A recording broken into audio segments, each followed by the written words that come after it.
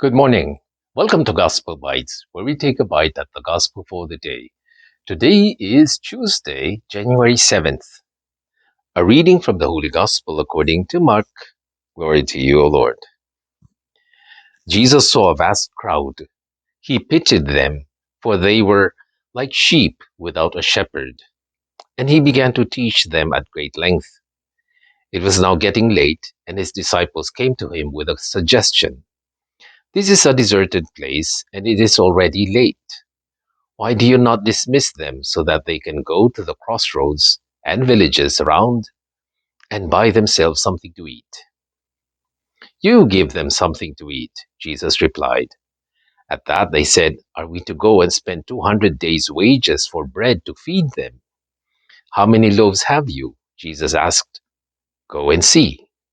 When they learned the number, they answered, 5 and 2 fish.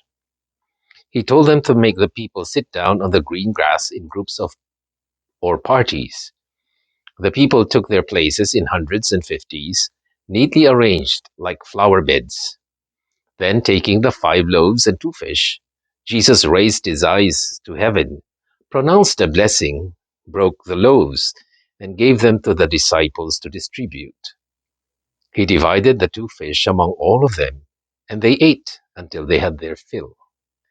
They gathered up enough leftovers to fill 12 baskets, besides what remained of the fish. Those who had eaten the loaves numbered 5,000 men. The Gospel of the Lord. Praise to you, Lord Jesus Christ. All right, so we have this multiplication of the loaves and the fish. And um, this is a gospel that is present in all 4 Gospels, this story. So it must be something huge. You know? This, this is such a huge miracle that some theologians even try to disprove this, saying that, oh yeah, it's just a miracle of sharing. No, it said he divided the 2 fish. No, it didn't say that, yeah, they all sat down and he asked everyone to take out their food, their packed lunch, so that everybody would have enough. No, no, otherwise this wouldn't have been, if this is just a miracle of sharing or just a potluck, then it wouldn't have been that special that it would be mentioned in the Gospels. Now, oftentimes we have this excuse that we cannot attend a prayer meeting because we're busy at work. We cannot attend our children's recital because I have to work. No, sometimes our jobs become uh, so sacred that nobody can touch it. It can be a reason for anything. That even I don't go to mass anymore because I have to work on Sundays. I have to. I have a lot of people don't even need to work. It's just that it's, of course, it's more money working on a Sunday, but it becomes the reason or the excuse why we miss the important things in life. You know, like your children's party, your children's recital, his ball game, especially religious events, because I have to work.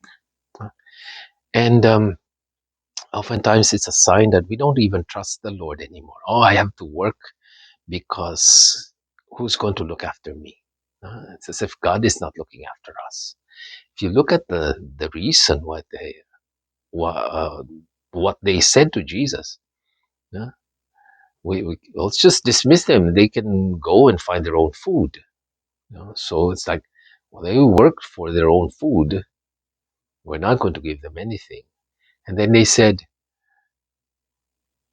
are we to spend 200 days' wages for bread to feed them? So they didn't even trust that the Lord will look after them. They thought that, yeah, we have to work hard to feed all these people. No?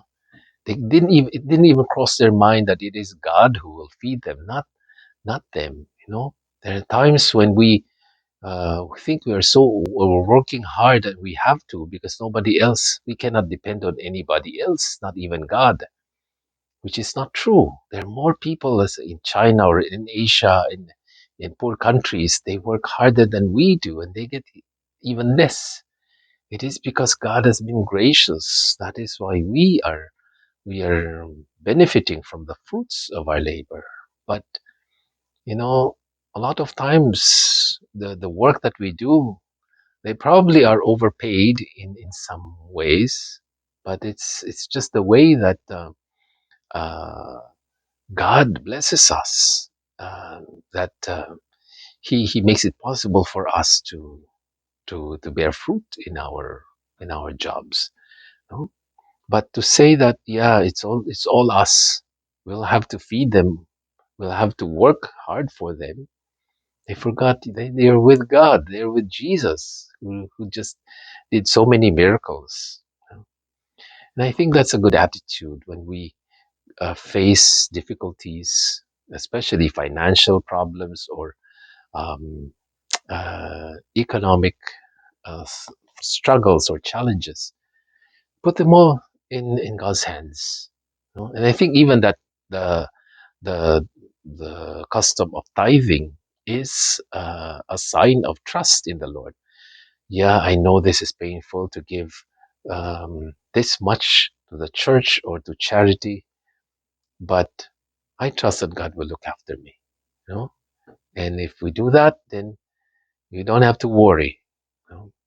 Because when we keep that to ourselves and say, well, I have to keep it for myself because God is not going to look after me. That's a lack of trust in the Lord.